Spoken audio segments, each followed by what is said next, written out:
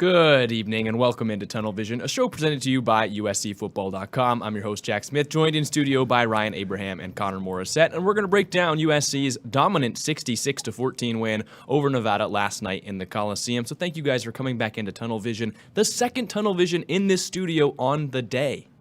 Yeah, we did one earlier. Wasn't live. My voice is gone from talking about it. No, we had a great interview with USC linebacker Rajon Davis, who got his first start and played the most snaps of anybody on the Trojan team. So we set this up through House of Victory. So the shout out to them. USC's NIL efforts there over House of Victory set up the interview. And it's on our YouTube feed right now. And it's up on USCFootball.com if you want to check it out. It wasn't live. Maybe we'll do some of those live in the future. But for now, just doing that was great. But it's great. We had a fun conversation, Connor and I, with Rajon. It was great to catch up with Rajon, a guy I covered in high school at Mater Dei. Used to lay some vicious hits back in his high school days, and it was good to see him lay a couple vicious hits on Saturday, making his first start, like you said, Ryan. So that was awesome. If you haven't had a chance to listen to that or watch that, it is on YouTube too. Definitely check it out because it just came out like a half hour ago. So I'm sure a lot of people who are here now haven't watched it yet. Definitely worth your time. Rajon was awesome. So excited to start that first game, and he's excited to build some momentum. So we'll see what happens going forward. Well, if you're watching right now, go watch that one later. Stick with us right now. Yes. And while you're watching, make sure you're leaving your comments wherever you're watching. We can get them on the screen. If you leave a question, if you say question, if you put a question mark at the end, we can bookmark those and get to those at the end of the show. And as always, if you want to call into Tunnel Vision, 512-4-TUNNEL. We'll get to those at the end of the show. But first, guys, we've got to break down what was a much better performance for USC in Week 1, really the Trojans Week 2, with a big 52-point win over Nevada. It was good. I think Connor and I were watching Oregon State play San Jose State earlier. Oregon State won by like 25, USC won by 28. It was close. But one of the things that we talked about is it felt like Oregon State was the beneficiary of San Jose State had already playing. And it looked like they had some film on them where San Jose State didn't really know much about them. Sometimes it's an advantage to play, and sometimes it isn't. I think for a team like USC, it's an advantage to play early because you're really not worried about Nevada, you're worried about just what you do. And it looked like USC took sort of some of the mistakes they had from Week 1 and applied them to fix them in Week 2. And outside, I think it was like 3 big Nevada offensive plays that really didn't do much. There was a garbage time touchdown late. It was a really pretty pass, to be honest, like when Nevada tied it up at 7. And Damani Jackson was, somewhat close, but he got burned on that one. And that was a huge play. But, outside of those couple plays, there just wasn't that much that Nevada was doing. I think 5 3-and-outs total, got the sack, forced fumble, 5 total sacks, 10 tackles for loss. That's sort of what you want to see on the defensive side of the ball.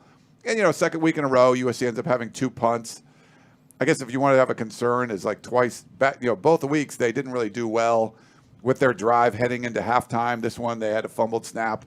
But for the most part, Caleb things, doing what he wanted to do. The run game was good. I mean, when you have 54 plays and get 668 yards, averaging 12.4 yards a play, like you're doing something right. When your backup quarterback throws for over 100 yards, gets 10 passes, like I think they did what you wanted to do with an opponent like Nevada. That they added a bunch of Power 5 transfers. They could have been feisty. They had a couple guys that did some things. But for the most part, I think this is the sort of like recipe of, it could have been like 80-0, I guess. But this is kind of what you want. You score 66 points. Your backup scored points. You move the ball effectively. It's great that Miller Moss can actually run the offense when he comes in. And he came into the third quarter, which you want to see. And then defensively, I think, a couple miscues. But for the most part, I mean, they were getting after it. I thought they were very active. And they gave Brendan Lewis a lot of problems. So I think taken away from the second game, that's kind of where you want to be heading into conference play against Stanford. A day removed from it, Jack, we did instant analysis, so we got to give our thoughts right off the game. I wrote a big story with all my thoughts after the game.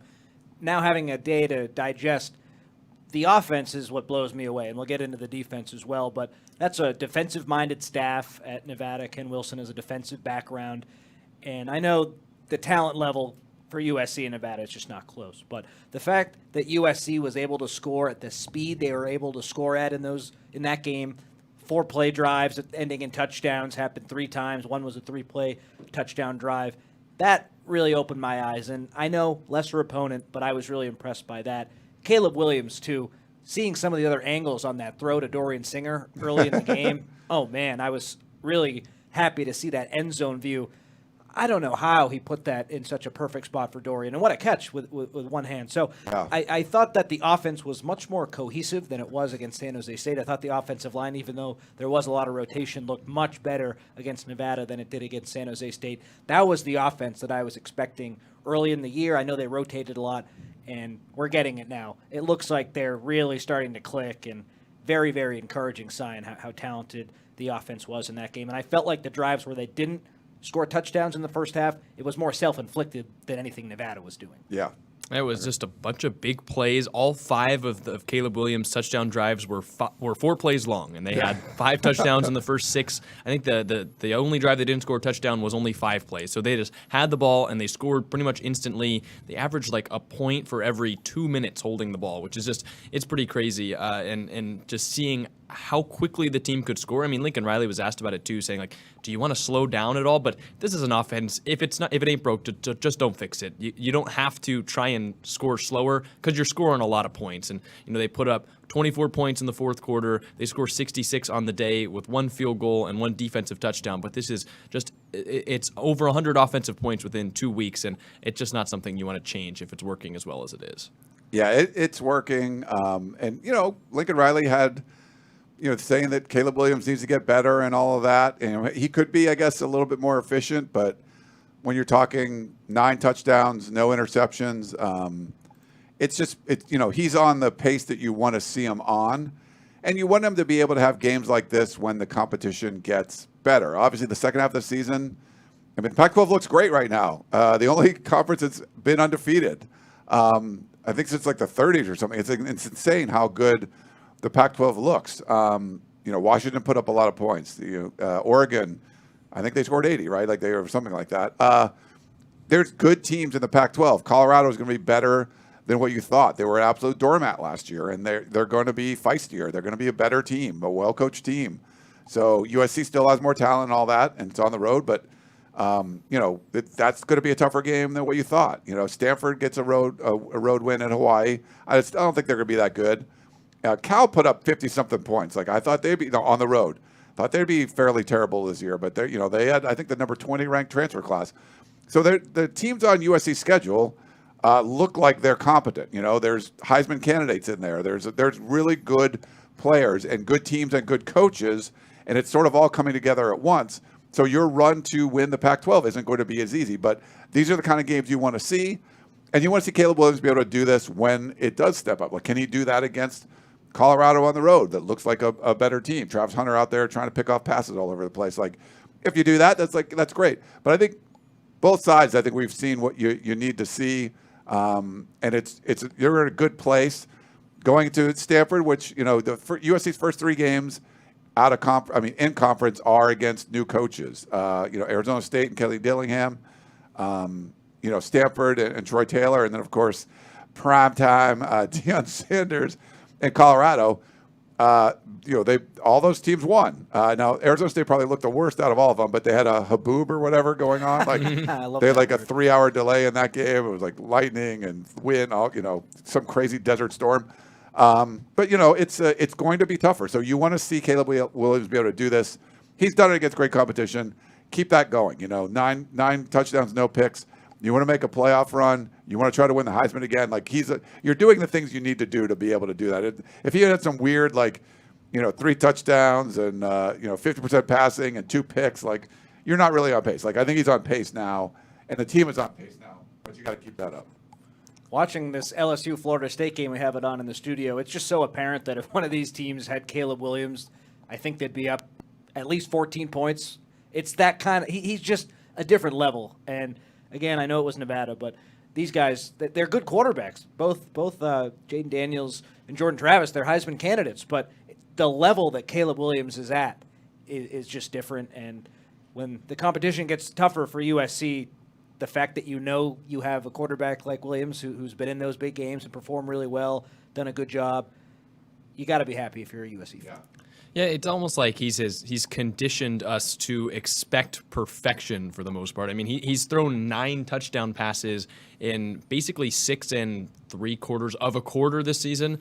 He's got now tied for the most 4 touchdown games in USC football history with Matt Barkley, and it took him 31 less games to do it. So it's really interesting. And Lincoln Riley, as you mentioned, Connor, and I know you wrote about it yesterday, he's always expecting more from Caleb Williams, but I think it's just because he realizes the floor is so high that he wants to raise the ceiling and continue to raise the floor as well, because even when you're the best player in the country, there's always stuff to work on. But every time that we go out there and we see Caleb Williams do the crazy things that he does every week, it's almost hard to envision him getting much better. And clearly he's still working on it, and we're seeing different things every week, so it's clear he is as well. 2 things with that, Jack. I think the fact that Riley is so critical of his quarterback after these great games has a lot to do with the fact that USC has these lofty goals, and once those goals are met, if they are, then Williams will get a lot of praise from Riley. That's when it's going to come, once USC reaches the ceiling that Coach Riley thinks they can get to. He doesn't want to build him up right now. He already knows how good he is. He wants to build him up after these goals are met. And then the other thing, if you can tell Caleb Williams he has to get better, then that means you can tell anyone else on the team that they can get better too. So no special treatment. Everyone can improve, and Riley is setting that standard for his team. There isn't anyone who is not going to come out at practice and work really hard. I don't care if you want a Heisman. I don't care if you're a 5-star recruit. You got to come out and earn it. And Williams, he certainly earned it in our eyes, but Riley continues to say he can get a lot better. He has to keep improving. He's not where we want him to be right now, which I don't think any other coach, or maybe that's just too strong, but I don't think many other coaches in America are saying that after a quarterback plays like that on their team. Yeah, I think it's just part of the culture that they've built, and everyone's accountable, and even Caleb Williams, who won the Heisman Trophy and is doing great things. So I think it's important, and it's going to be I think USC is a very good team, and to be an potential excellent team, and I think it's a team that's capable of making the college football playoff, but it is not going to be an easy road, and you can't have lapses, especially the second half of the schedule. So you got to keep Caleb sharp. You got to keep everybody sharp. And if you can be critical of him, then like you said, you can be critical of anybody. Yeah, and we have to obviously note, it was against Nevada. We came in here on Thursday. Weren't expecting much, but this is kind of the difference between this season and last season, I would say, at least so far, is we would expect USC to go out there and dominate. They'd look like they clearly could, and then in the end, it would end up being a 10-point game or maybe a 6-point game where the other team's hanging around for a while because the defense isn't getting stops. Maybe USC does have a mental lapse on offense, but this time they really just buried Nevada after the first defensive drive for USC where they did give up the touchdown. They basically went the rest of the game first team defense without giving up another point. It took nearly 20 more minutes of football for them to get even 1 or 2 more first downs for the rest of the game, and at the end it was a 52-point win. So we saw them bury the competition, which we kind of only saw in one game last year in the Rice game where they were kind of gifted the 3 pick sixes, but other than that, there weren't many games where USC just went out there, they dominated from start to finish against a team they should dominate against, and the defense was a big part in that yesterday, but I think it was good to see USC not play down to the competition, but really just show that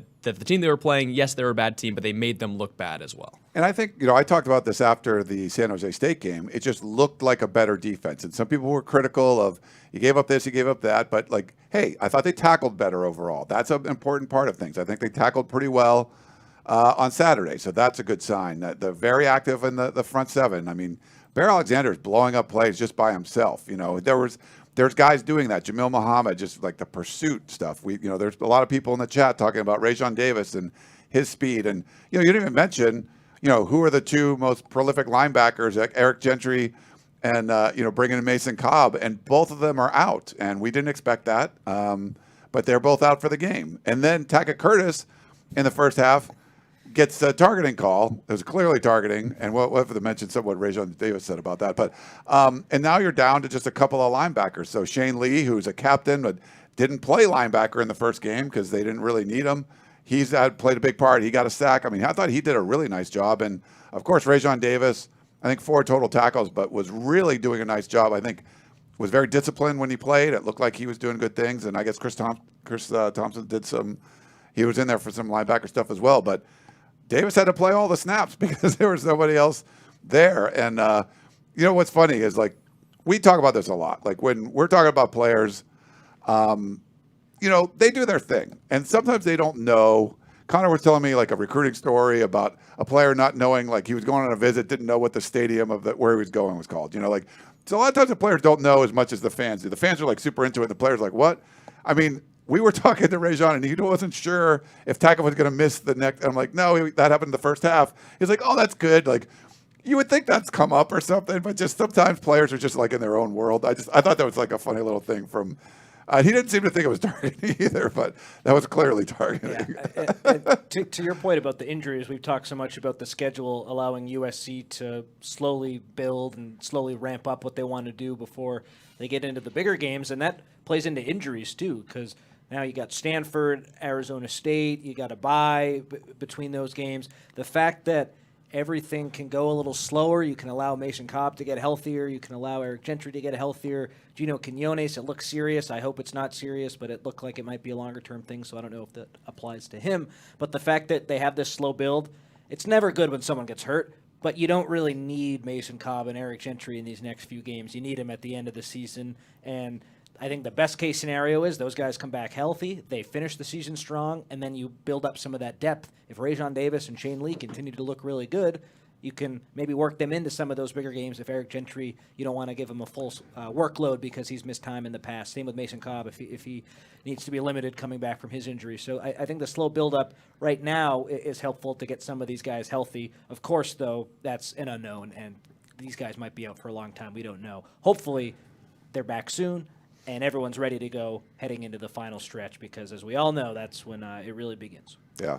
It would be a good problem to have, too, to have 4 or 5 linebackers you want to play. That's a problem USC certainly didn't have last year. It was kind of the other way around where they needed to play a couple linebackers and they weren't sure who to go to with some guys being injured. So as you mentioned, building up that depth, it can really only be a positive down the stretch of the season if the guys come back healthy. But we kind of talked about the offense led by Caleb Williams, how well that they played. But the defense is one of the bigger stories as well from yesterday.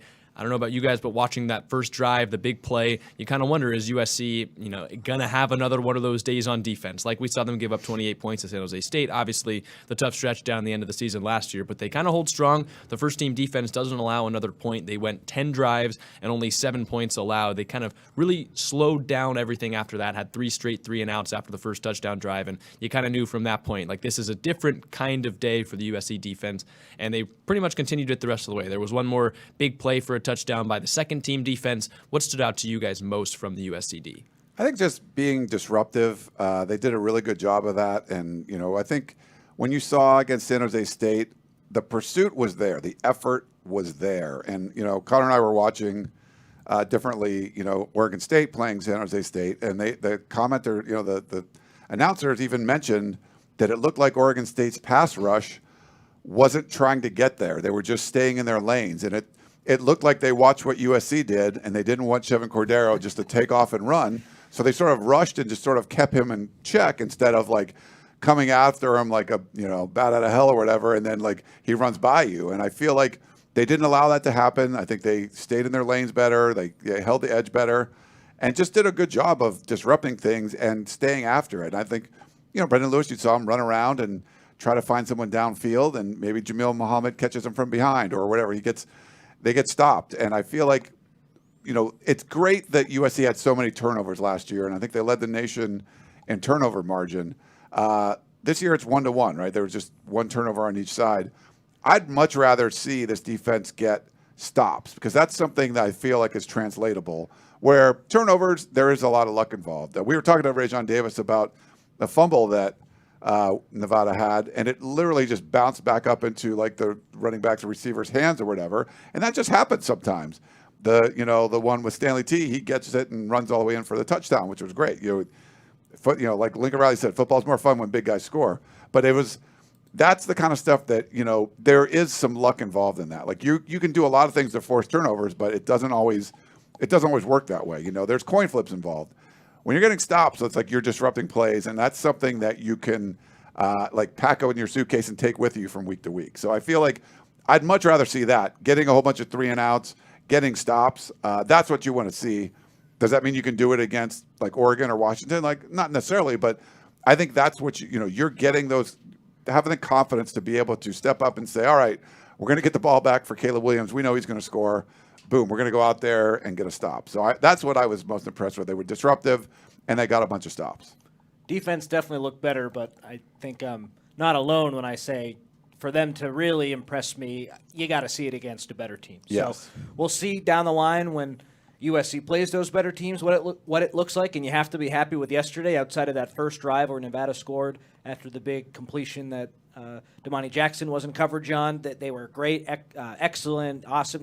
Not enough good words you can say that they settled down. And what did we say last week on the pregame show? We want to see a dominating performance from the defensive front because that Nevada offensive line isn't really that talented. And then you mentioned it, the 10 tackles for loss, the 5 sacks. They showed up, and you have to be really happy with that. I'm excited to see what this build looks like, and when USC plays better teams, if going up against these lesser opponents helps them in the long run, what that all looks like. I think we're all excited to see that, but after what they did on Saturday, you really can't have anything bad to say.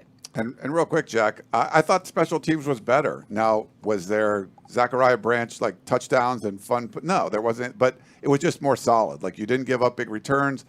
That's all I want to see. When you have a more talented team, you just want it to be sort of even. You don't want to give up a bunch of weird yards and stuff. So I thought special teams was more solid. The punting I still would like to see do a better job. There was a good one. You're punting from midfield, so you can't get a lot of yards out of it. I think it was a 38-yarder down at the 10. His second one was 47 yards, but it was mostly roll. I just want to see something come off his foot and just go flying through the air. We watched Utah, 6 punts over all. They averaged over 51 yards. I want to see stuff like that because this is all Pac-12 punter, Eddie Saplicki. So I want to see a little improvement there. But overall, I think special teams was better too. Yeah, I think it was definitely better in the game. And I was watching warm-ups, both punters kind of going and wondering, are they just going to lay into one, see how far they can get it in practice? And they weren't getting it much past 45 to 50 yards. So it's interesting. Maybe they're not going all out in warm-ups, so that's something I'm going to have my eye on as well. But judging by the defense, I think one of the big keys was playing well on third down. They held Nevada to just 5 of 19 on third down conversions. And the defense just did such a good job getting off the field, especially early in drives, which is kind of one of the keys that we said and we talked about before the show is last year, even when USC would get stops, it would be still a 10-play drive for the offense. They'd either get a turnover or USC would just get off the field late in a drive, one that burned a lot of time for the opposing offense and kept Caleb Williams off the field. That was not the case. Basically, you had that one first down on the deep pass to Damani Jackson. The second first down for Nevada didn't come until 11 minutes and 20 seconds left to go in the second quarter, and the third first down didn't come until 2 minutes left in the second quarter. So they were just really smothering, had 3 straight 3-and-outs. They had another one after a drive that I think got just 1 first down. So they were getting off the field early in drives, which that's a big thing when you've got pass rush. You've got Bear Alexander, pushing through on a 3rd and 1. These are the plays we didn't see USC make last year. And as we've mentioned, it is Nevada, but it's something that it's an encouraging sign to see. And if they can keep it up against a real opponent or a Pac-12 opponent, one of these harder ones on the schedule, that is what you're looking for basically to a T from this USC defense. It's definitely what you wanted to see, and the fact that you saw it with a lot of inexperienced linebackers in the game, I think that adds to the encouragement a little bit too. You got to be happy about that. But that was the big question going in. San Jose State, first quarter, they picked up some first downs. They scored a touchdown early in the game. I think that came right at the start of the second quarter, their first touchdown. But they moved the ball, and Nevada did on their first drive, and then that was really it. So kudos to the USC defense. I think, and Lincoln Riley kind of said it too in the post game, is he thought they gave up just 2 big plays, and that they definitely did. I mean, Damani Jackson seemed to be in pretty good coverage on the first one. The ball just kind of went through his hands, and I'm sure he'd want that one back. And I feel like he was in a position that more often than not turns out as an interception, but it's one you work on in practice. Then you have the late one on the second team defense where Anthony Beavers kind of gets burnt for another big play, but USC I think allowed just over 300 yards of offense. That was basically 150 yards of it on its own. So you take away those 2 big plays if USC can work on it. And again, it's saying a lot because this is a defense that has struggled with that in the past. But outside of those 2 big plays, I'm not sure there is much to complain about for the USC defense. Yeah, I would say that's a true statement. I mean, if you're complaining now, you're just nitpicking. But some people are. I was surprised. I know USC fans, they're as diehard as you could come, but oh my God, I was surprised that I saw still a lot of criticism for the defense after this game from fans. People giving the defense a B or a B plus. I mean, at worst, it's an A minus, I think, right? Because they only allowed the 2 touchdowns, and one of them, I don't even count that because that's against guys who, when the real game is on the line, they're not going to be anywhere close to the field. So I think that's important to talk about too. Just the fact that there are some fans out there who really weren't impressed with that defensive performance Saturday. I don't think that's fair. Yeah, I mean, I think there's just a good chunk of the fan base that doesn't like the defense, think the defense is terrible, and so many new faces though. Got to give them a chance. Yeah, I would say and then they judge the whole season on the San Jose State game. I think I would say just kind of watch and see. We felt the defense was going to be better. They have better players. Is it going to be a top 10 defense? It's not. I don't think it's going to be a top 10 defense, but you don't need that. You just need something decent. Last year, they were hot garbage at the end of the season. If you're better than hot garbage, you can go to the playoff. Like, I really believe that because the offense is that good. You just have to be significantly better, not significantly better, just better. So Utah can't score a touchdown every single time they touch the ball at the end of the game. You get 1 or 2 stops in there. They're a score on the other times, and that's fine. Cam Rising goes crazy, whatever it is. Dalton Kincaid or, Brent Keefe, whoever is going off on you, like that happens. But you mix in a stop or two. Like USC beat UCLA because they got a stop, and it wasn't a stop. It was an interception. It wasn't a 3-and-out or anything. If you could just get 1 or 2 of those towards the end of the season, end of the game, Caleb Williams is going to score. And so you're fine. And that's all you need. You don't need to be significantly better. This defense could be significantly better. Like, I'm not saying it's not. But you just need it to be like marginally better, and you should be in a much better spot. So, but there's people that are just going to hail the defense. It's terrible, blah, blah, blah. That's fine. I mean, wait and see. They were a lot better in this game. I think there's positives to take away from it. If Stanford tortures them, go ahead. Bring out your pitchforks, whatever you want to do. But at this time, it's like, hey, what do you want to see? They gave up like 7 points to the team. Like, come on. Like, that's fine. I think it's interesting, too. Like, we kind of called our shots on the specific players, and, like, those were the guys that were really driving the defense. And I think we're seeing, like, who the leaders are on the unit. You've got Bear Alexander, who I would argue has been the most impressive defensive player so far for USC. Maybe not showing up as much in the stat sheet as some other guys, but, like, he just looks different. And it's been a while since USC had just a purely dominant force up the middle outside of when they would use Tuli Tuipulotu kind of over the center or the guards, but he just gets so much push. He helped on that 3rd and 1. Should have been a tackle for a loss for him, but the guy just kind of bounced off of the center that Bear Alexander pushed into him, and then Jalen Smith kind of cleaned it up for like a 4-yard loss. You had Jamil Muhammad, who I think, Connor, did you say you thought Jamil Muhammad was going to be the team MVP of this week? Yeah, not quite, but he did have that big sack earlier in the game. Did have a sack. You've got, of course, you have Kalen Bullock, but you're kind of starting to see like these players on the defensive line that when the real part of the season comes around, like these guys aren't going to be leaving the field very often. You've got guys that are there on 1st and 2nd down, some guys that come in on 3rd down, like an Anthony Lucas, like Zion Branch, who we saw a lot this week, and you're starting to see the rotation start to form, guys that are winning those battles and winning the battles with the other team as well. And I think you kind of see who some of the leaders are in this defense and the players that you can expect to be out there a lot of the time and making some pretty big impacts. Yeah, I did see a comment on YouTube regarding the speed of the defense in the Florida State LSU game and how they were wondering if USC was that fast. And the commenter, I could look up the name. I'm sorry, I didn't catch the name, but they said that the USC defense isn't as fast as these two defenses. And I would agree with that. This is just sort of a different level. And I am looking forward to when USC plays some better teams. If the build-up, they probably won't get that close to either one of these defenses, but can you get somewhat close to give yourself a chance against if you do make the college football playoff against a really, really elite team? And I think that is probably the ceiling, getting kind of close to one of these teams who's more established. But you know what those teams don't have? Yeah, exactly. Caleb Williams. They don't have an and offense Lincoln like Riley. they don't have an offense like USC's. Like USC would put up a lot of points on both of these defenses. They're much better than I would say both of them are playing better defense than what USC is doing, but USC's offense is significantly better too. So like you have to kind of pair what you have. It's like you have your, the restaurant thing. You want a food analogy? You have like, here we go. I got my, I have a nice, bone-in ribeye. I'm not drinking rosé with that. Like that's not a good pairing. So would an Iowa defense work with the Lincoln Riley offense? Like I don't think they don't complement each other. Like I want a nice cab or something, or like a Pinot Noir to go with my red meat. You want it to pair well.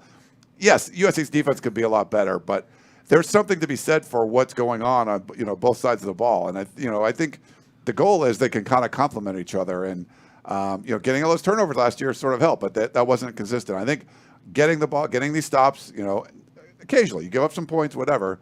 You got to stop and get the ball back right away, and you give this offense not just the ball with some time, but and especially with the new clock rules, like Jack was mentioning, you can't give up like the 10-play drives and then they punt from the 38 or something, and you get the ball your own 3. Like, no, you took up way too much time. You're taking points away from your offense. You want to get the ball back and give him an opportunity so there's not the absolute pressure that you need to score right now. If it's like there's a little wiggle room, he'll probably go down and score, figure out a way to do it. And, every once in a while they'll have a 3 and out and won't score.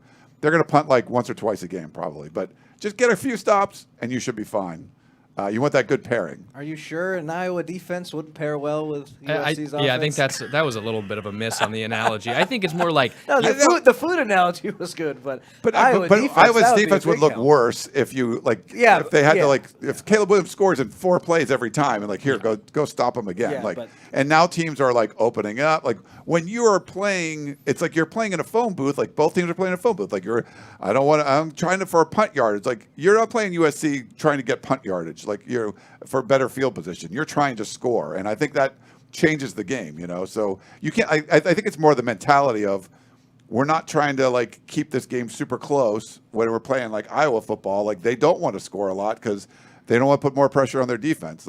USC doesn't give a crap. They're no, we're going to score every time, and then the defense, you can kind of figure it out. So I think the OC does want to score a lot, isn't it, in his contract? That he has to get a certain I think they points, scored. He's gone. They scored 24 against some bad team yesterday. I think he has to score 25. And it's Kirk Ferentz's son. It's Brian Ferentz. It's a total nepotistic thing. Yeah, David Wood's my podcast for Champions partner. He hates that stuff. He hates the nepotistic stuff. But I think he has to score at least 25. And I guess it's not even.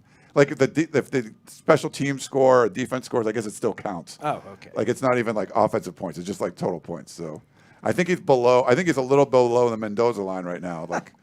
But we'll see. I haven't dialed it. That was a big offseason topic. How many points will Iowa score? I'm sure Iowa would love Lincoln Riley's offense, though. I think they'd be fine with pairing their defense with Lincoln Riley's offense. Yeah, they put a whole bottle of rosé. They're just let me chug that down.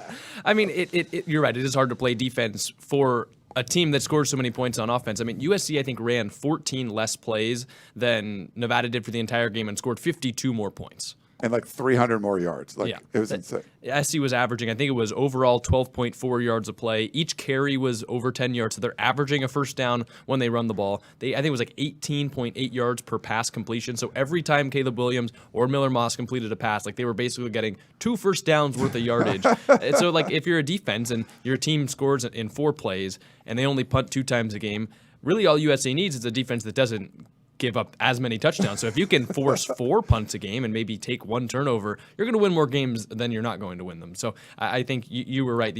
There aren't many teams that have the number 1 offense in college football and the number 1 defense in college football. So if you've got the number 1 offense, which you could very well make the argument that USC does, if you have a top half defense in college football, you're going to be a really good team. You have upside to be better than that. If you get to that ceiling, you're right. You're a college football playoff team. But you can't, I don't think, expect USC to be the top defense and the top offense at the same time. If you have a better than average defense, this team's going to go pretty far. Yeah, they need to be a top. I mean, if they go top 50, I think that's good. They were in the hundreds, But I mean, top 60, something like that. And I know a lot of USC fans don't want to hear that, but I think that's what you need. I don't know if they will get there. I mean, there's talent to be there. And if they don't, then you could. There's only one issue. I mean, it's you're going to talk about the play calling. You're going to talk about the design because I feel now they have plenty of talent on this defensive side of the ball. If they still struggle and the better teams come in and you still can't get stops, I think Lincoln Riley has to look at what a lot of the fans were at for him.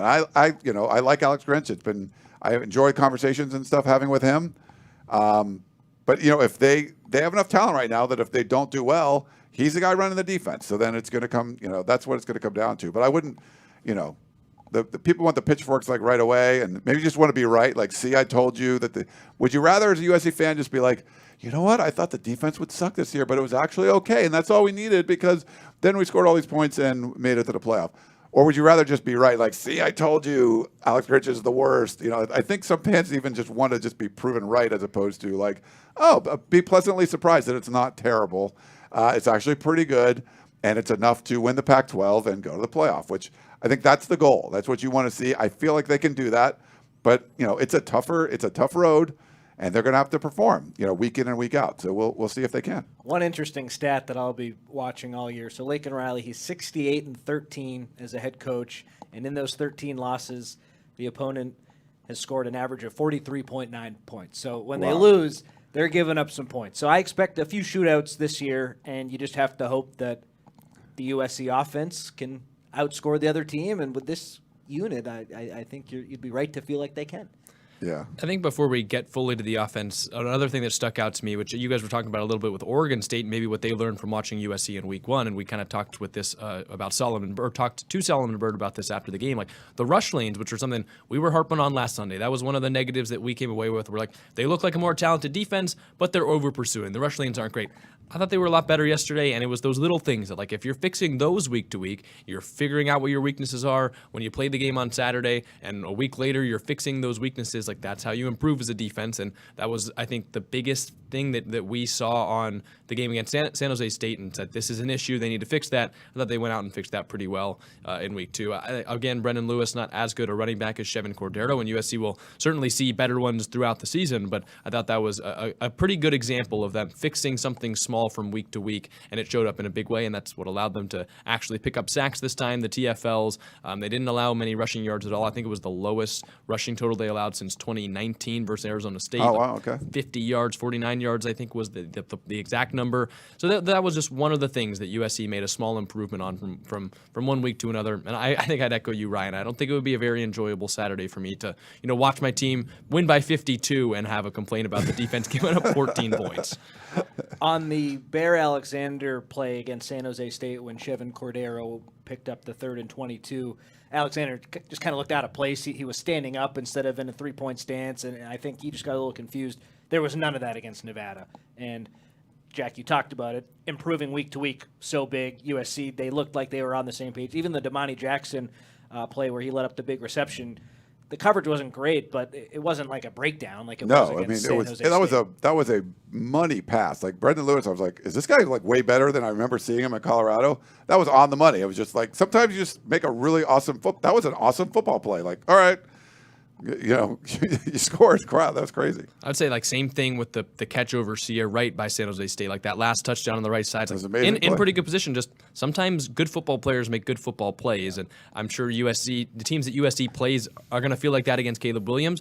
Maybe USC is not going to play a Caleb Williams level player this season, but there are good football players around the country. Like they're going to make plays. Yeah, I think the Caleb Williams touchdown to Brendan Rice, like some national media members, like, could you imagine playing defense and having to do that? Like he was in the pocket, out of the pocket, running around. This guy, I mean, you've done everything you could to like stop him from doing it. And somehow he runs to his right side and then throws like where it looks like I'm running, and then without any kind of wind up or anything, just throws a bullet. It was like, okay, like what are you going to do to that? Like you can't stop that. And like, in the San Jose State game before halftime, that's a coverage breakdown. You don't want to see that. You don't want to see there's nobody covering the guy and he's wide open. You throw him the ball. Like, Damani Jackson was covering the player that made the great catch. And like you mentioned with Cordero and that one, and that touchdown, one hand or whatever it was. That was just a great play. Sometimes that happens.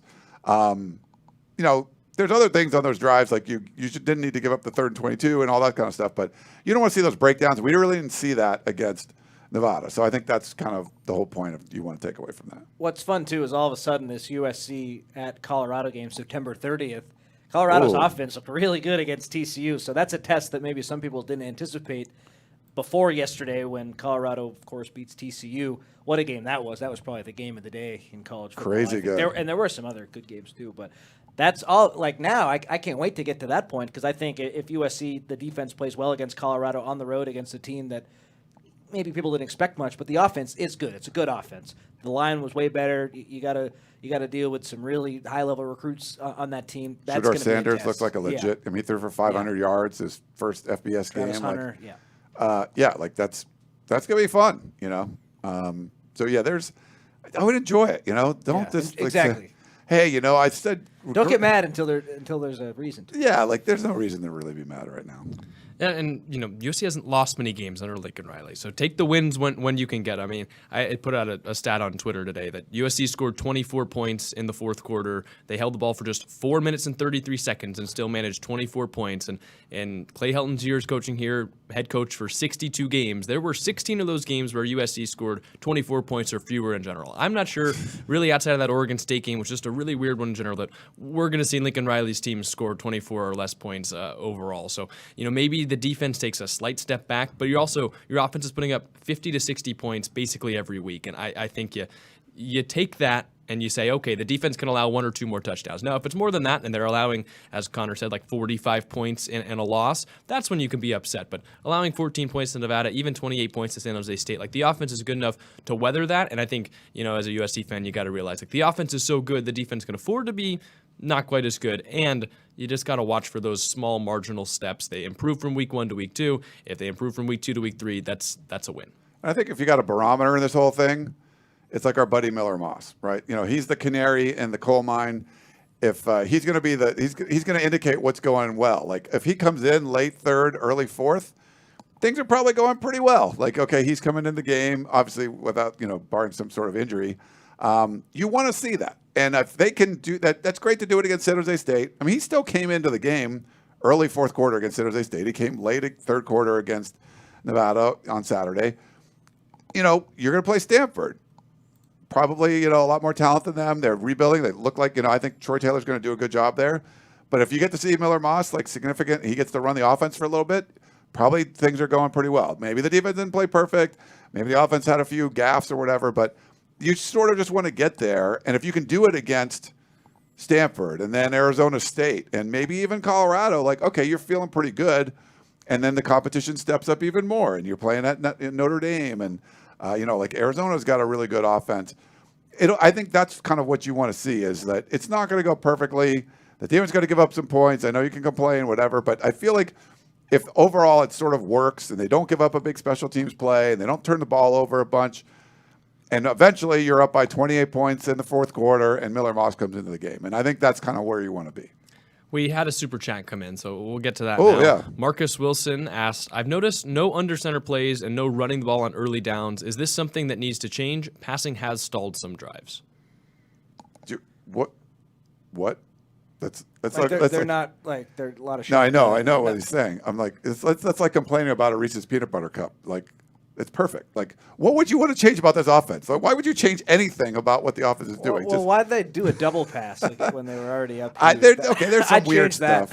Yeah, but like, I get it. The under center thing, is that still going to be a thing? No. Like, just whatever Lincoln Riley wants to do on offense, if he wants to go up in the I formation or run a triple, like, just let him do what he wants to do. Like, I mean, that has to be the answer. I'm not calling for like you need to get under center. Like, no, you don't. They did pass. They scored 66 points. They did pass it a little more in the first half than I thought. I thought we'd see a little bit more. They could have run but I mean, when you win 66-14, and some drives just stalled, no matter what happens.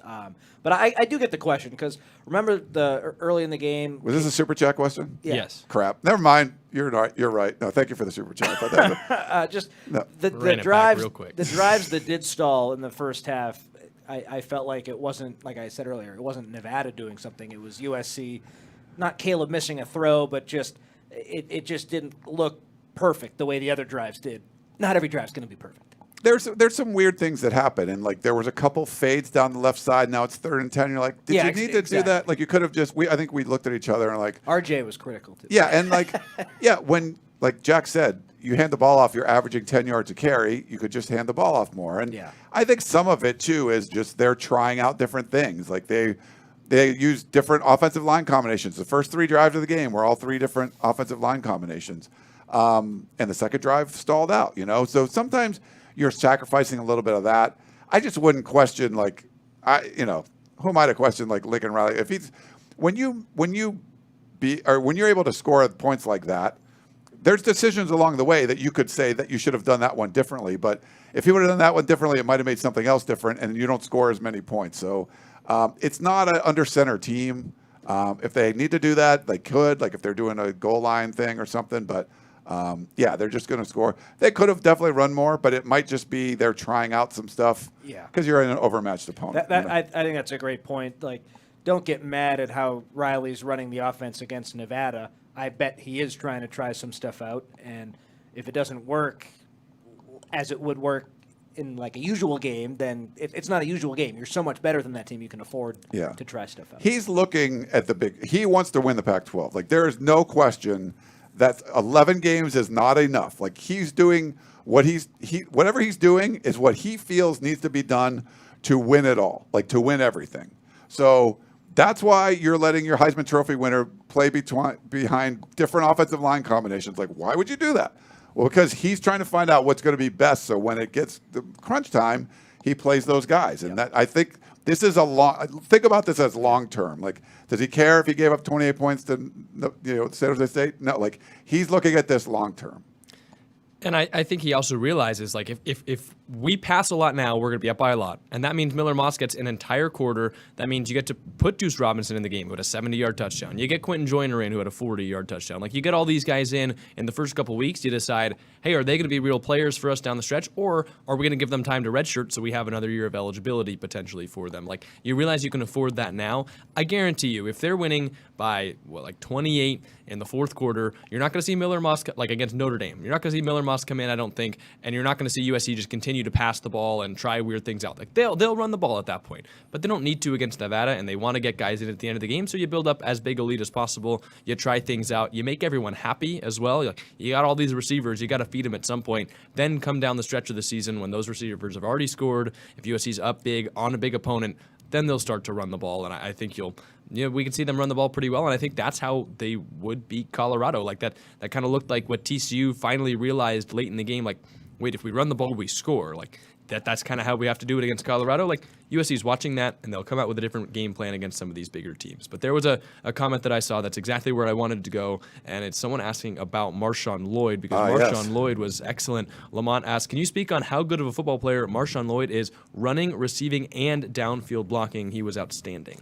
He's an NFL prospect. Yeah, right? he did. No, he did it all. We got to hear from him a little bit, like after the game, and yeah, he's got his first touchdown as a Trojan. I think him and Austin Jones are going to be a great 1-2 punch there. Looks like Quentin Joyner's like the change of pace guy, but he's a legit dude, and I feel like there could be a game, and maybe it's against Colorado, where they're getting their hands on some balls, and it's just that the passing game isn't quite working that well. If you just want to say, all right, we're going to bring in Lake McCree, he's going to play tight end or whatever, and then we're going to hand off and run off tackle, whatever we're going to do with, do some zone read stuff, and then run, their little play action pass off of that, but just run the ball, run MarShawn Lloyd, and I feel like you could push the pile. He's going to knock some dudes back. He's going to make a guy miss. He had that cool spin move in the hole there and extended the drive. So yeah, he's a legit player. He was a really good running back at South Carolina, and someone that, you haven't got to see his full potential because you've been playing overmatched opponents. But there's going to be a game or two or more where you could just handle the ball a bunch of times, and he's going to, get a bunch of first downs for you. The only concern with him is health. That's the only thing that can stop MarShawn Lloyd. He was a really highly rated recruit coming out of high school, and the only thing that slowed him down have been injuries. So if he stays on this path, stays healthy all year, he's a guy I could see going to the NFL and having a good career because he can do, like the commenter said, the three things so well. He's not just a running back who can carry the ball. He's exceptional as a blocker. And we saw against Nevada, he can run down the field. He's not just running little button hooks. He's running down the field and beating guys. And that's not easy for a guy who's as thick as MarShawn Lloyd. A lot of these little receivers for USC are skinny guys, can run down the field easy, no problem. MarShawn Lloyd is built, and he's beating defensive backs off the line of scrimmage and linebackers. So I think he has a really high ceiling, and I just hope he can stay healthy because if he does, I think he's going to be really special. That catch, I forget what the down was. It was either like a short yardage thing or something, and I think I might have said to you, like, or it looks like you're going to run the ball, or and maybe it was like 3rd and 7. I forget what the down was, and he faked the handoff and then ended up throwing it to him. So it went to him. He just didn't run it on that one, but just that he could kind of go right down the middle, and it looked like a receiver running the route and catching the ball, not like a big running back. So he can beat you. We saw in the spring game he had that one. He just had that one play, but it was like really special. He's going to have a game where he's 150 yards, 2 touchdowns. Like he'll have something like that if you need it. I mean.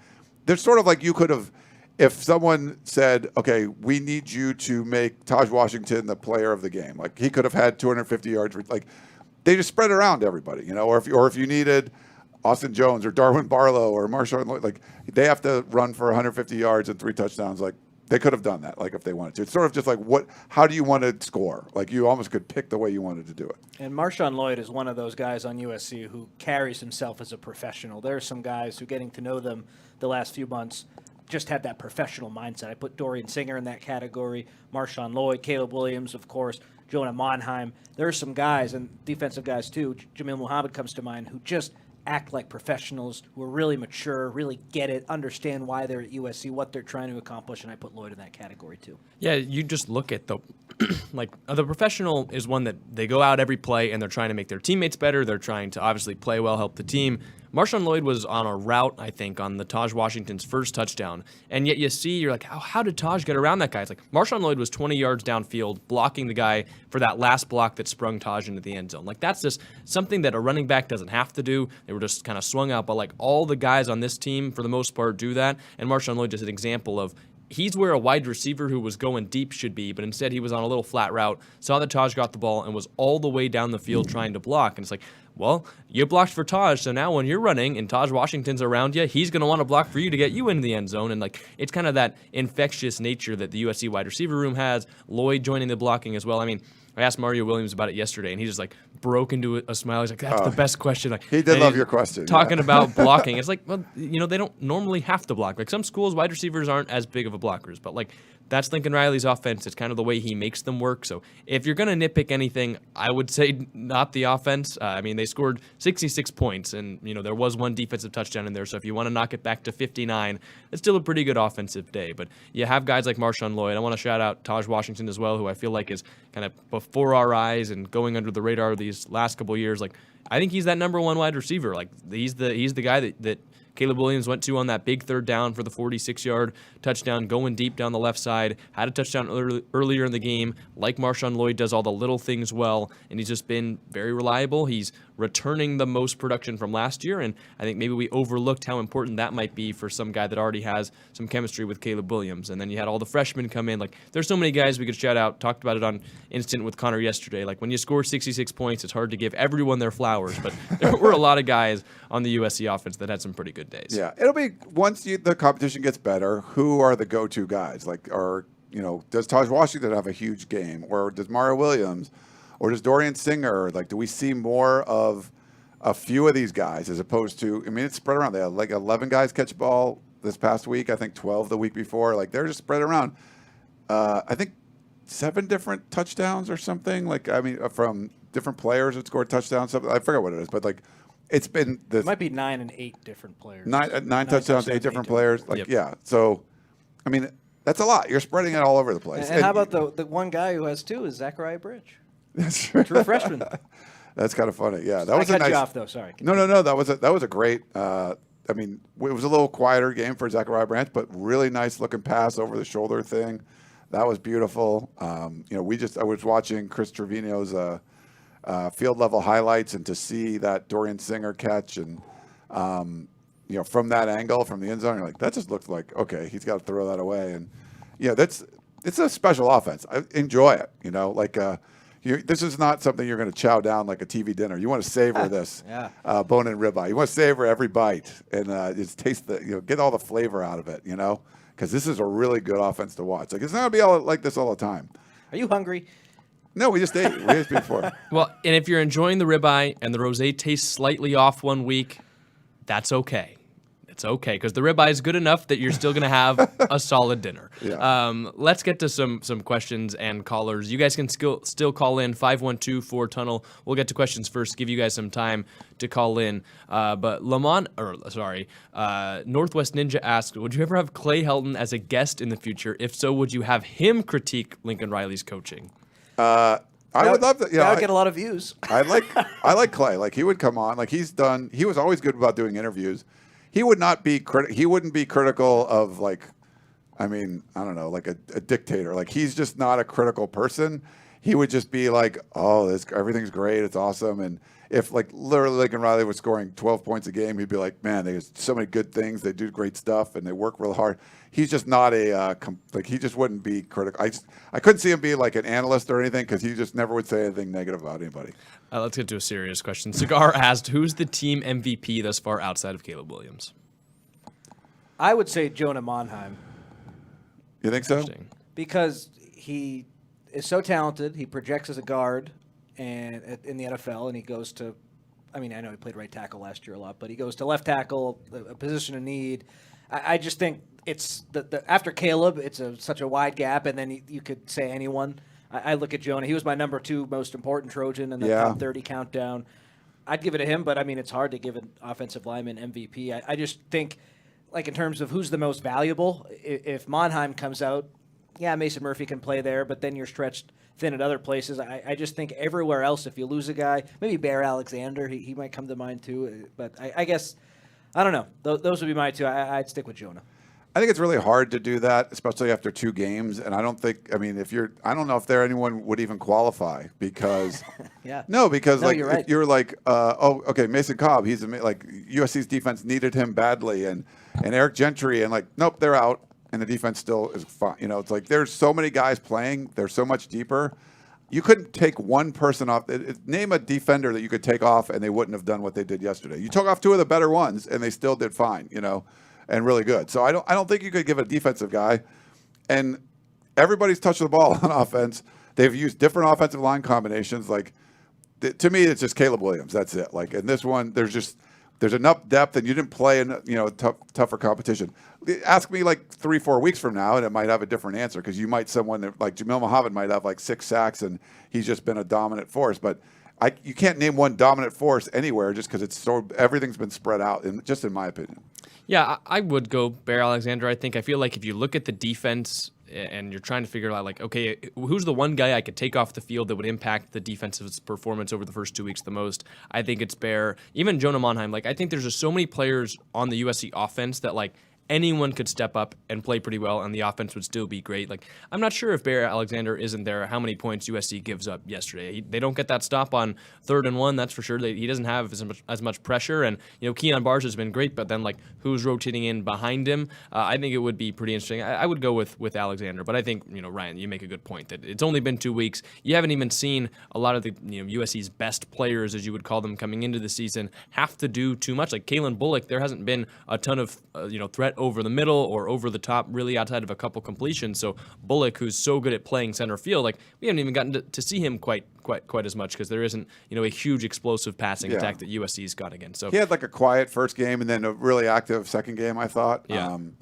The 2 linebackers like don't even play much. Like, those are probably the best linebackers, and then they don't play. Shane Lee looked really good the next week. Rajon Davis looked really good.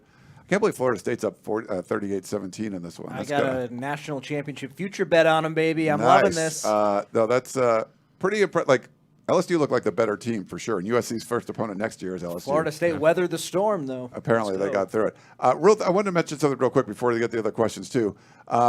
Sort of a unique situation happened, and we talked about this last week. So to start the press conference after the game, Lincoln Riley came in by himself. And Katie Ryan, the SID, announced that he was going to make a statement, and he made a very heartfelt statement about how upset he was that Christian Roland-Wallace needed to sit out the first half. And we were live doing this last week, talking about on Thursday when we were previewing the game. Jason Shear, who covers the Arizona Wildcats, Wildcat Authority, had literally asked Jed Fish, the head coach of Arizona, did you know that, I forget the player's name, but one of their players needed to sit out the game. Arizona State was planning sitting out 2 of their players because 4 players got ejected in the Territorial Cup, Arizona State, Arizona, and they had to sit out week 1 of the following year. And Christian Roland-Wallace was one of those players. And Lincoln and I made it clear, no one informed them until Thursday. They had already prepped, like he was going to start the game or whatever it was, which makes sense. Like if you're game and no one tells you this, and USC had already played a game. Like this is something. And he said, look, mistakes happen, oversights happen, and basically that's what this was. No one realized that was supposed to be the case, but then it was. Jed Fish, who was involved in the game, wasn't aware of it until Thursday either. So there's no way Lincoln Riley would have known if one of the coaches that was involved. But he really was upset that they sat. He's like, he's such a good player that he didn't want any of his reputation to be damaged because they watched the film, made sure that he didn't do anything. He wasn't involved in the fight, but somehow he got ejected. And he was really, really upset about it. And, I'd asked him if he talked to Jed Fish, and he said yes. And, they had communicated about it. And I'd asked him if they, I forget the other point. But, it was interesting to hear his sort of like heartfelt plea to like, hey, don't knock this kid. Like this was not, he shouldn't have had to sit out for this one. And it's a total mistake by the conference and whoever. Like he played 1 week and then he's not going to play in the next week for the first half. He ended up starting in the third quarter coming out of the first drive. But I thought that was just kind of interesting that Lincoln Riley, I mean, I don't think anybody was thinking bad about Christian Roland-Wallace. It just seemed kind of dumb that he had to sit out. The fact that he played week 0, but he was going to sit out week 1. But it was I don't know. That was just kind of an interesting interaction. I don't know what you guys thought, but it was unprecedented for Riley to do something like that because after a game, Riley takes questions, and there's some players on either side of him who also take questions. And before the players came in, Riley just addressed the media by himself. That hadn't happened before, right? No, we haven't seen something like that where it was sort of like a statement to start things. Yeah. So he was angry. I haven't seen the film. Is there any film you've seen from the end of that game? So I think Riley wouldn't have said what he said if his team hadn't looked at the film and it looked like Christian Roland-Wallace shouldn't have been ejected. So I take Coach Riley at his word, but I haven't seen the film on that. So disappointing from the Pac-12.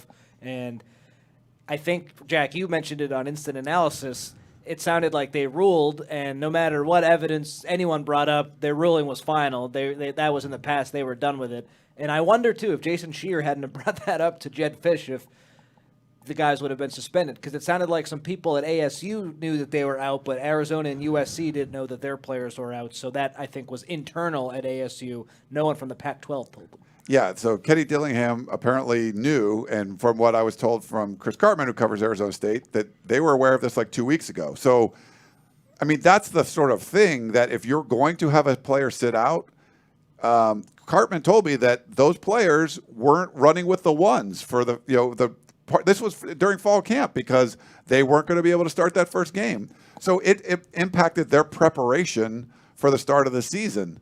And the fact that you tell a coach on Thursday that this guy that you've been prepping and played last week already, now he can't play because of something that happened last year at another school.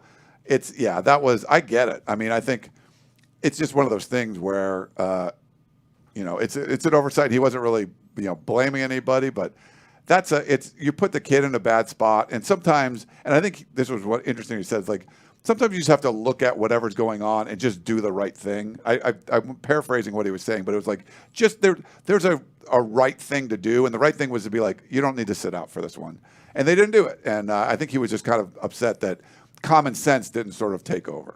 Yeah, and whether they're right or wrong about whether he should have been ejected in the first place, like there's no skirting around the fact that USC should have known before Thursday. Yeah. And if you're only going to tell them on Thursday and then they come to you with an appeal, you can't say sorry, it's too late, because the Pac-12 is the reason it's too late for an appeal. Like unless they got back to him like Saturday morning, which I with the way that Lincoln Riley was talking about it, didn't really seem like that was the case. Like the Pac-12 comes to you on Thursday, you appeal it pretty quickly, and then they say, sorry, it's too late. Like that's on the Pac-12. And, maybe the coaching staff saw the film and they were, a little blinded by the fact that Christian Roland-Wallace is still on the team. I haven't seen it either, but like no matter what, they could be super wrong and he should have been ejected the first time. Like the fact of the matter is USC should have known before Thursday, and they should have had at least maybe a chance to appeal it, and maybe it gets turned down, maybe it doesn't. But it's just like the Pac-12, clearly mismanaging the situation. And Lincoln Riley was pretty passionate early on, and then he took a couple steps back. He's like, I don't want to make this sound like an attack on the conference. Like everyone makes mistakes, but like you could tell that early on the way he was talking about it, like they were not happy and they were pretty upset. And he kind of backed off any confrontational nature about it and just said he was looking out for Christian Roland-Wallace, a guy that's a senior, maybe doesn't have many more games of college football left, so taking away a half of ball, as Lincoln Riley called it. It's like, for a guy that wants to play in the NFL, maybe go on to do special things for this USC team, like that's taking away a lot of football left in Christian Roland-Wallace's career. And then he also mentioned, just the reputation of a guy that's been a class act since getting to USC. So he kind of took his foot off of the neck of the Pac-12 and then kind of shined a light more on why Christian Roland-Wallace didn't deserve to be suspended. But like you could tell the first minute or so of when he was talking, it's like they were pretty upset at the conference, and having maybe the best coach in the conference coming and taking shots at you before your press conference even starts, like that's not a good look for the Pac-12. Yeah, I think I had asked him about the communication or whatever, and that's what the problem was. And if you didn't sit him out for week 0, you didn't inform USC that he needs to not play in your first game, how do you justify doing it in the second game? Like, it's supposed to be the next game. It's like if USC runs a play and there's like it looks like the guy caught the ball and is out of bounds, and then they run the next play, and they line up. Now it's 2nd and 5, and you're like, oh wait, I don't think he was in bounds. Let's go replay the play from 2 plays. Like, no, you're already past this. Like, you missed your opportunity. He played in his first game. You didn't say, hey, he's not allowed to play. You don't enforce it now. You know, oh no, you were out of bounds 2 plays ago. We're going to go back. That's just not the way that works. So I think that's part of the whole. Besides him, not being involved, according to Lincoln Riley, in the fight and no reason to be ejected, you've missed your window already. Why are you going to go back? And why is he missing time in the middle of the season and supposed to the beginning of the season is already over for USC? They played week 0. It is just a bad look. Kudos to whoever was at Arizona State that kind of figured it out. And I think you had tweeted something and Jason Shears said like, my bad or sorry or something, because he's the one that kind of started all this by asking Jed Fish about a player that he didn't know was not going to be eligible to start the game. Ryan, the suspension was for week 1, not week 0. So. And that was funny. When we were reading the statement, like that's what they said. And it was like, okay. And you know that they didn't even think about week 0. Complete crap. Yeah, that's complete crap. I feel bad for Christian Roland-Wallace, too, because remember, against San Jose State, he came out and played really well in the second half. And it looked to me like he really could push Damani Jackson for one of those starting outside corner spots, and maybe losing the first half against Nevada cost him a chance to get some reps and continue to push and show the coaching staff why he deserves to start. Yeah, the way that Lincoln Riley was talking about, we finished the entire preparation part for the game. Like you could maybe read between the lines there and think like maybe Christian Roland-Wallace is starting over Damani Jackson, which means on the second play of the game maybe there isn't that deep ball. Like who knows? That's a good point. It's those small things that like you look at it and maybe Christian Roland-Wallace did end up earning a starting job in that first game and then didn't get a chance to do it in the second. And I think we'll see a little bit more next week against Stanford. But we can get back to the regular scheduled programming. But yeah, Ryan, thanks for bringing that up. It was definitely it was an interesting thing to see Lincoln Riley come out about that, and he was really forward about the way he felt about the situation. We got a question from Marcus on YouTube. He says, do you see Rajon Davis taking over as the lead linebacker alongside Cobb, and do you think that Shane Lee earned more playing time? I don't think he's going to – I think they're going to rotate guys. I don't think Rajon Davis is like just taking over the whole linebacker room, but he showed – I think they're going to look at the film and say, yeah, he was effective. You watched the film against in the Cotton Bowl. He was very effective. I'm sure there's mistakes and that happens. But I think they just feel more confident. Like they didn't seem all that confident in Shane Lee in the first week, and he played great, I thought, on Saturday. Same thing with Rajon Davis. And you love what Eric Gentry brings. I mean, I asked Rajon Davis about that today and just his range and what he's able to do disrupting. I think all those guys are going to play. And I think it's a good thing. I mean, the depth. Like, you're not going to have some guy playing with a club on his hand like you did last year where there was just no other options. Now you at least have other options. But I feel like now Rajon Davis is going to be, a significant part of the plan. I wouldn't say he's like taking over the linebacker room or anything. I hope he's a significant part of the plan. I think he's deserved it. Yeah. But if everyone's 100% healthy and ready to play, I think Mason Cobb is clearly that first linebacker on the list of guys who you'd name if you were the coaches, because that's who they feel is the best player. And then it's Eric Gentry and Tackett Curtis. If everyone's 100% ready to go, I imagine Gentry would be ahead of Curtis, but Curtis would be right there. And then I think after that, Rajon Davis and Shane Lee would be after that. I think if everyone's ready to go 100% healthy, the staff has their favorites, and I think it's those three. So Davis and Shane Lee, if they keep playing really well, can they break into that? Sure. But I don't know if one game against Nevada changes the equation much if everyone's healthy. Yeah, I think also the question, like kind of the way it's posed, like seeing Rajon Davis take over as a starter alongside Mason Cobb. Like I have a hard time believing if Eric Gentry is fully healthy that he's not one of the two starting linebackers. Like we just saw how much he changed the game against San Jose State, and I'm not ready to forget about that just because he missed one game due to injury. Like I think that he's the guy, when he comes back. If everyone's fully healthy, like I would find it hard to believe that Eric Gentry wouldn't be one of those starters. And maybe you've got him paired with someone else, and then you rotate another two guys in, and you are rotating. So I think it's a good problem to have, as you mentioned earlier, to have a lot of linebackers and only able to play a couple, because you've got competitive depth and you've got guys to push each other for starting jobs. And it wouldn't surprise me either if you've got the starting positions kind of changing hands throughout the season at least a couple times. But there was another question that came about the defense and the offense, really. Andrew asked, which unit needs to improve the most from this week to next week? I want to see the offensive line get better.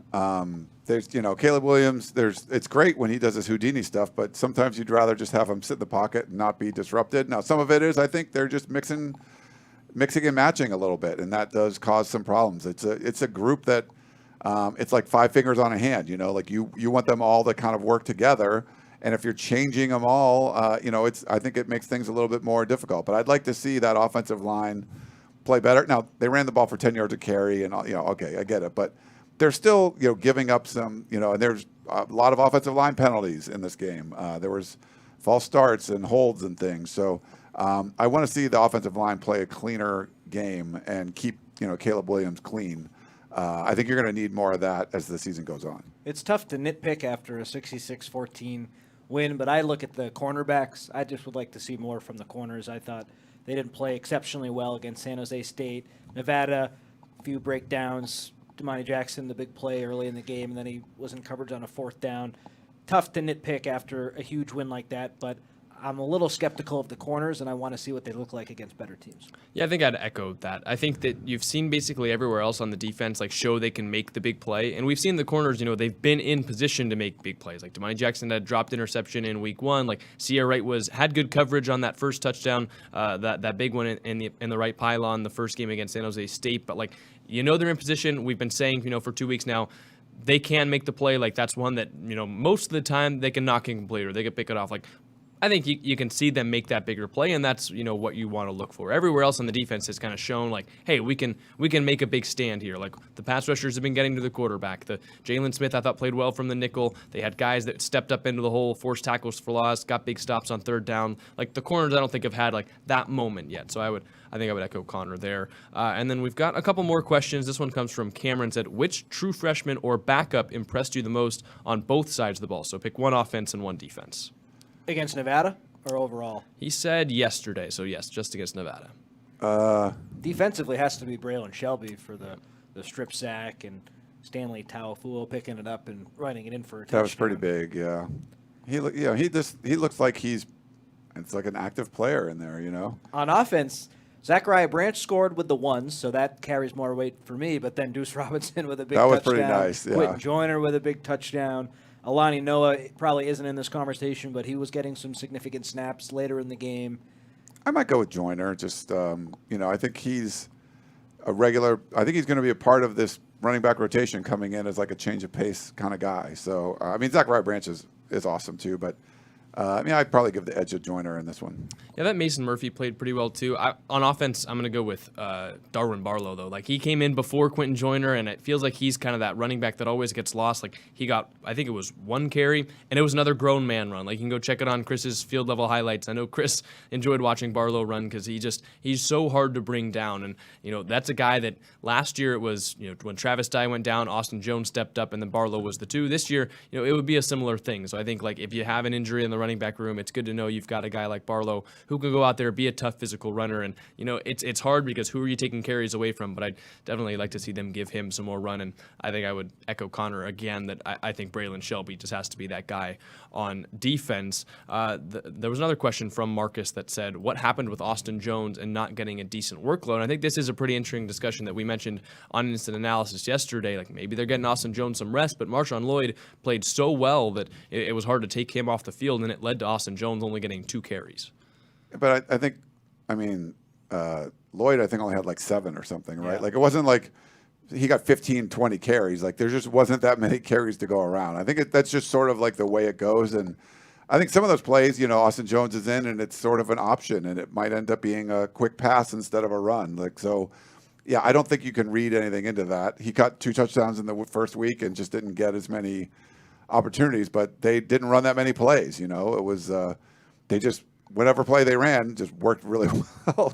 So there just wasn't that many of them. So I wouldn't read too much into it. Yeah, some games, like Mario Williams hasn't had a huge game yet. I wouldn't be surprised if he catches 2 touchdowns against Stanford. Yeah. I think sometimes when you have this kind of depth at the skill positions, some guys are going to have games that make you say, wow, why aren't they playing more? And then, oh, wait, this guy, but maybe why isn't he playing? It's just so much talent that sometimes not everyone who maybe deserves to get touches will get touches. He might have the most catches, right? It was like he might have 4, if I'm not mistaken. Yeah. So, yeah, it was just kind of quiet. Had a drop on that one Miller. Are you talking about that ball wasn't underthrown. Yeah, that should have been a touchdown. Yeah, Yeah, I mean, I think Miller would want that throwback, and I think we asked him about it, and he could have came down with it, but he threw it to the defender instead of throwing it to space, and so that would have been a tough one. But yeah, I think he had the most catches. It just didn't have some huge crazy highlight play. But that's like you said. How many plays was it? Was it like 60 plays or 54 I know plays it was something? 14 less than Nevada ran. Yeah, it was game. just not that many plays, and so there's just not that many opportunities. So. Yeah, Mario also had that play where he slipped, and he could have almost taken it for a touchdown, but lost his footing. And if you go back and watch his interview, I think he was close to saying, I think that ball was a little bit underthrown when he was asked, like,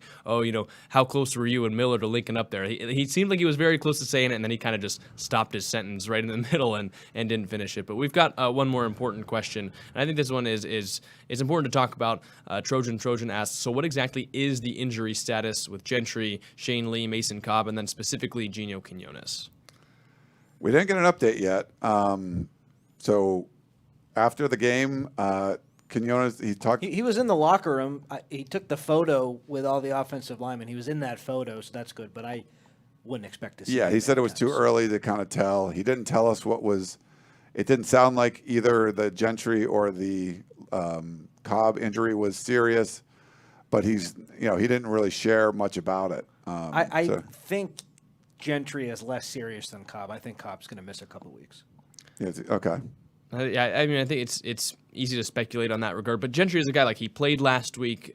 We've seen him in practice, so it might just be like them easing off a little bit. But Cobb looked completely healthy in the San Jose State game, and then all of a sudden, after seeing him in practice, we don't see him in the game. So, I'm not sure what happened in that regard. And then Gino Quinones, it definitely looked like a bad injury. I mean, eventually got carted off to this back to the locker room, so they'll have to wait for an update because Lincoln Riley didn't have one. We've got a super chat at the last second. Oh, Rob thanks. Lee dropping $5 says, we know Caleb is looking really good, but do we think that there will be more of an emphasis running the ball against the better teams? Yeah, absolutely. I think they'll run the ball a lot more against the better teams if the game plan calls for it. If Lincoln Riley sees something and USC can beat a team that's good passing a lot more than they'll pass, but I think they're going to need that balance against the better teams, and I anticipate a lot more running when it's called for against those better opponents. It was almost 50-50 against San Jose State, but I think he comes up with game plans, and there's a reason behind what he does, and there's just going to be certain games where, like, hey, we're going to run the ball more and with these guys and in these kind of formations. And I feel like it's going to depend on what he feels or what he sees on tape and what he feels is going to be the most effective. So I don't think it's something I feel like people, I mean, they run the ball. Like they like to run the ball. Like I said, San Jose State, it was half runs. It's not except Mike Leach, rest in peace, 70% throwing air rate. It's just not that kind of a thing. But Caleb Williams gets a lot of attention for everything he does back there. So, but yeah, I think if the game plan calls for it, they have no problem running the football. I think people often forget, too, like when they needed a couple yards last year, they gave it to Travis Dye, and he was excellent on 3rd and 4th down conversions. Like when they need to get a couple yards, when they need to convert, they're going to the running game, and I think that we will see that against some of the better teams on the schedule. Because also, I think when it comes down to that stretch, like maybe USC is scoring in 8 to 10 plays instead of 4 plays every single time. When you're running more plays, you're getting more running plays as well. So I think that's something that we'll see down the stretch. Yeah. But we've got one caller in the queue, and then we can end it. Put him on. Hi, caller. You're on Tunnel Vision. Hi, guys. Dave from Iowa as usual. It's Dave time here on Tunnel Vision. Dave time. But so, hey, I got a couple things. Dave time, as usual, right? But so I got a couple questions. One, Connor, so just curious, do you think Eric Gentry gaining 15 pounds this offseason, do you think that's actually going to help him, stay healthy? I mean, obviously he's injured, but, seriously, at 6'6", 215, he's a basketball playing arguably the toughest position on defense at linebacker where you're hitting guys, and, you could get hit as well. So just curious, do you think that extra 15 pounds actually makes a difference? And then second, Lincoln Riley, great offensive mind, but I'm just curious. And, maybe you guys can ask him this too. Does he actually believe in the philosophy, offense wins games, defense wins championships? Because you guys and him are saying that, hey, this team, 11 wins is enough, we're going to the playoffs. Congrats. He did that 2 times or 3 times at Oklahoma. And, what happened? What happened when he faced the SEC? I mean, come on, the SEC won out because, hey, they play defense. And in terms of statistically, you guys and fans, hey, they can make it to the playoffs, top 40 defense. If you want to win the national championship, it's got to be a top 20 defense. Oklahoma's defense the last 3 years with Lincoln Riley, they take out the COVID year, so 2017 through 2019, 64th, 102nd, and then 60th or whatever the case is. And they're really there was slight progression, but again, you go from like mid 60s to just outside the 100, and then back to the 60s again. All right, Dave, we're going to wrap it up. Thanks. Okay, so, thank you. We got it. We got your point. Thanks. Okay, so this isn't the whole Dave show. I'll address the second part first. So, how many playoffs have USC been to? Any? 0. None. Okay, so I think the goal of winning the Pac-12 and going to the playoffs, won one Pac-12 championship game in like the last 11 years, like that's a big deal. And so you have to get there. This was a team that was 4-8, and they go to 11 games. You're talking about trying to win a national championship. I get it. I get it. You want to do that. They were very close to beating, I think it was Georgia. I mean, they had shootouts with those, Georgia gave up a lot of points to them too, and just weren't able to kind of get over the top. And that's fine. I mean, he had some really good games in those playoffs games, but he brought them to play one conference championships. USC needs to get that. I think that's a good first step. If you want to talk about, I don't like this formula, you're not going to win the national championship this year. In year 2, fine. I mean, what do you want to say? Like, you haven't made a playoff before. You've won one conference championship with Clay Helton in 2017. Like, that's it. So the way we're talking about, I think that's a more realistic goal. I think Lincoln Riley's goals are probably bigger than that, and that's okay. I'm not setting goals like winning a national championship. I'm saying try to make the college football playoff. They are a good enough team to do that, and USC's never done it. So I think that's important, and that's kind of what you're trying to do here. We saw Ohio State and Georgia play. Did anybody stop anybody? Like, no, there was a lot of points being scored. Kyle Whittingham, what do you think about? Like, great punting and defense and ball control. At Pac-12 Media Day, he said, analytics now say offense is more important than defense. So if he's saying that, I think you can throw out the cliche that defense wins championships, because it clearly does not.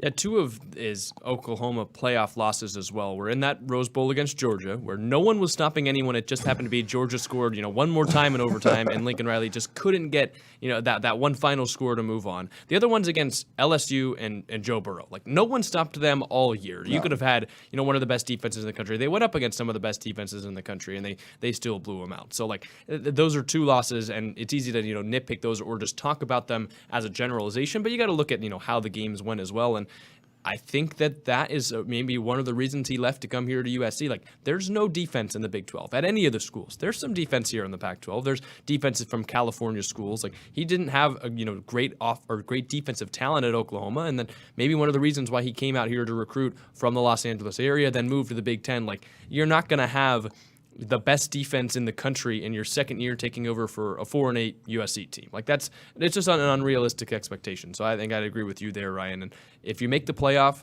no USC fan can complain, even if they don't win the first playoff game, even if they don't win the national championship. Like, going from 4-8 to the playoffs in a 2-year stretch, and you could have had maybe back-to-back playoff berths before it turns to 12 teams. Like, it's more than a 1-year process. It's more than a 2-year process. And I think that if any fan was complaining about USC going to the playoffs and losing in the first playoff game, then they've set their sights on something unrealistic. Yeah.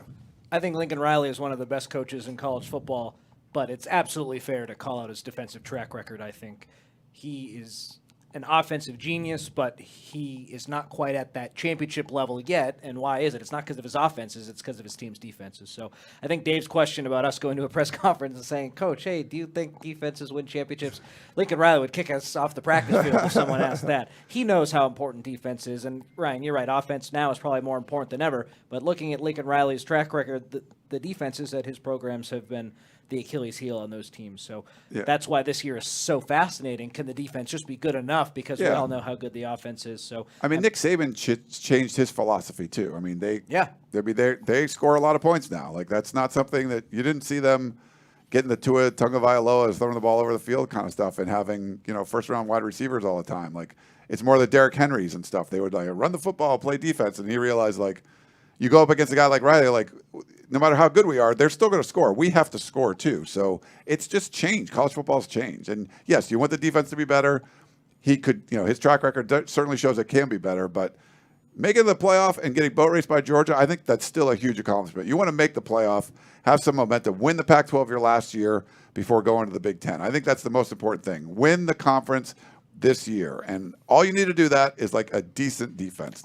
Unless there are some serious injuries, I don't see them getting boat raced by anyone. I think the offense can. Yeah, they can. Somewhat Caleb gives you a puncher's chance no matter what. As for the Eric Gentry thing, so gaining the pounds, the 15 pounds, I just get nervous about his body type as such a lanky guy who's battled injuries in the past.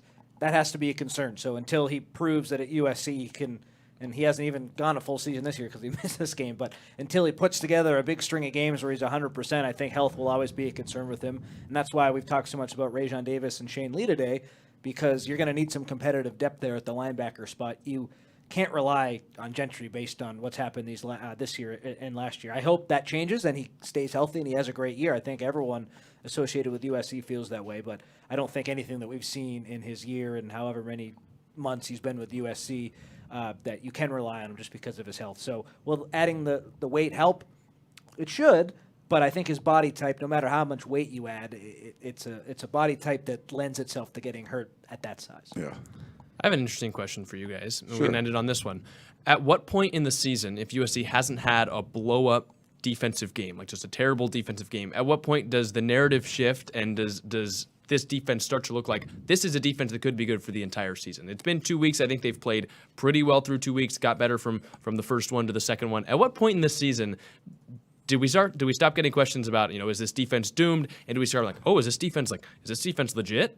At what point in the season? I think all year, because when the offense is as good as the offense is, the defense is going to just get so much time on the field. And if USC is scoring fast and scoring a lot, the defense will be out a lot. And then they'll be set up, not to fail, but they'll be set up to look not perfect. They'll be set up to look bad because the offense is so good. So, if I had to pinpoint a certain game, I think Colorado and Arizona, if the defense plays well against those two teams, you're happy about it. But I'd maybe say after Utah, based on what happened the last couple of years, can you go out and look good against a Utah? That might sway some people. But if Colorado, Arizona, Notre Dame all goes really well, that's 3 straight weeks against 3 pretty good teams. Maybe then. I think a lot of fans, though, want to see what it looks like against Utah, a team who certainly had USC's number last year. Yeah, I think the realistic aspect is Arizona because of the offense. Dorian Singer's over at USC now, but they still bring back like 80-something% of – they bring back a lot on the offensive side. Jaden DeLora can make mistakes, but can,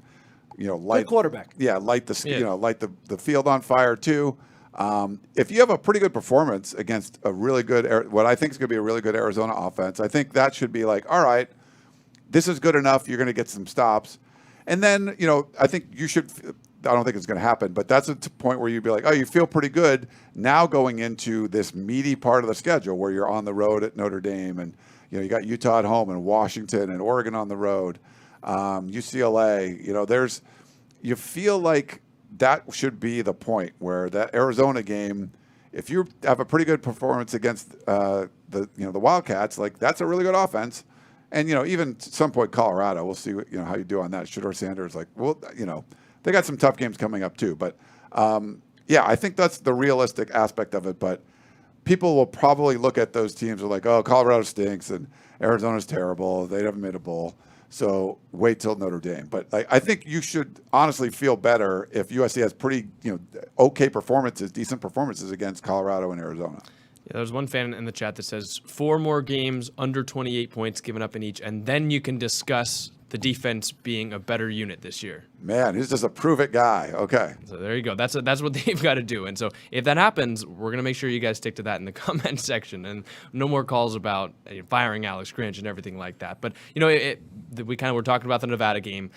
Connor and I said it on Instant Analysis. Just about as good as a performance as you could ask for week 2. You're not saying this immediately makes USC national championship contenders because it is Nevada. You have a couple injuries here and there, a couple big plays, a couple penalties. But other than that, I thought it was a pretty clean game. The offense looked good. The defense really stood its ground after the first drive. First team defense was on the field for 10 drives. They gave up 7 points. If you find something in there to complain about, You can, but Without your two best linebackers. Talk about the game as a whole. It was a good game for USC's defense. I think everyone can admit that. Maybe you're not buying into the rest of the season yet, and they'll have to prove it to you. But I think they proved in week one, or in week one, I guess, because they're week 2. But they improved from their first game to their second game, and that's what we were looking for. It'll be interesting to see how they play against Stanford. I think the opening line, Connor, you said it before the show, 27 points. So another game that we'll probably be talking about on Thursday that USC should win. And now the question is, can they do the little things right and improve on some of these things that we've talked about today? Yeah, so Thursday night we'll do our preview show for the Stanford Cardinal conference play. The potentially last time you're going to play Stanford, they're going to be joining the ACC. What? Yeah, the ACC, the Atlantic Coast Conference that Stanford and Cal will be in. So watch Florida State in their their conference foe. It was funny this morning. You want to watch football because it's football season. Finally and it was Rutgers and Northwestern. Like heck of a game. Just a crap game. And and it's like I tweeted out like, can you believe this is like these are going to be USC's conference foes coming up next year? Like those, Rutgers, yeah, they're in our conference. Like they are. Oh yeah, and Northwestern. Like sure, all right.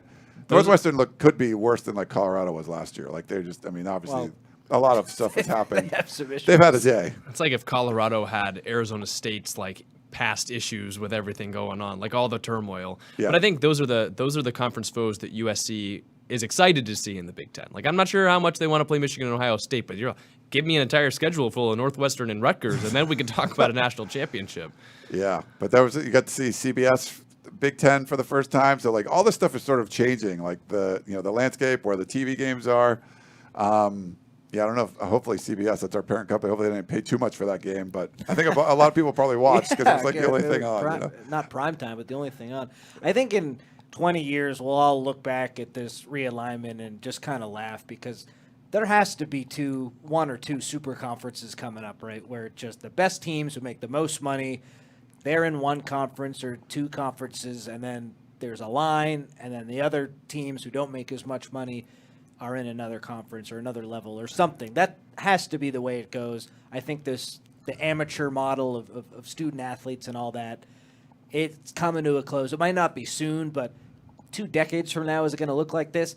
Are Stanford and Cal going to be in the ACC? That makes no sense. It makes no sense for Stanford women's basketball, one of the best teams in the country, to go across and the country and play like a Syracuse women's basketball team who's done nothing in the history of college basketball. It's not right. I think you're more likely to see it all come crashing down and get wiped away than you are to see it go further into super conference-ness. My guess is that if before that happens, it would just kind of come crashing down. I think you're going to see consolidation, but and my partner on the Podcast of Champions, David Woods, is like basically what it's going to come down to. He thinks it's going to be like one big, like an NFL or something, and maybe it's 60 teams or 40 teams or whatever. And then what makes sense for that? Well, you want to play the teams in your geographical region, so you split them up. So it's basically like you like come all together and then like join back to the you go back to what it was. Like you're like you should be playing Oregon and Washington and Cal and Stanford and Arizona State. That's just what it should be. So there'll probably be this some sort of like I think you need to get it to the point where it comes under one umbrella, and then you have a ruler, you have the czar of college football, and then they sort of like, what makes sense? Regional shit. So just like go out here and play the teams that are in your area. So I think it probably eventually kind of get back to that. But I mean, all this stuff is happening.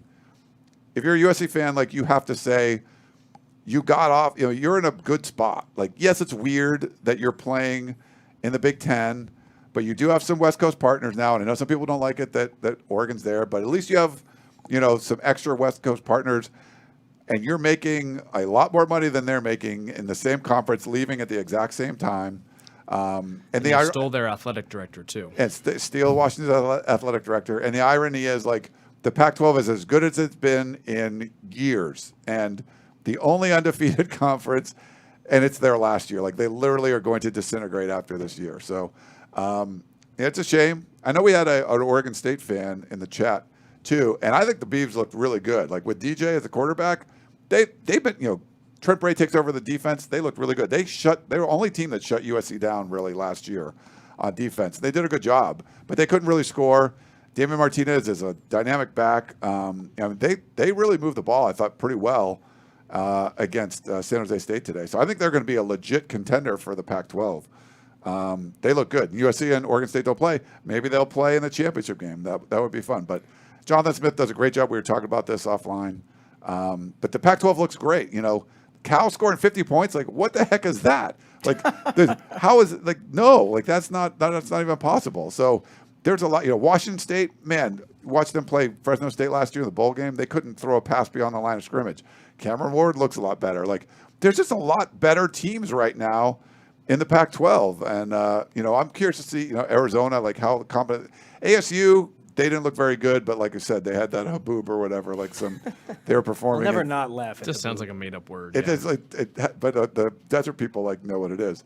But Michael Penix is like second or third in the Heisman polling right now. Bo Nix has got to be up there somewhere.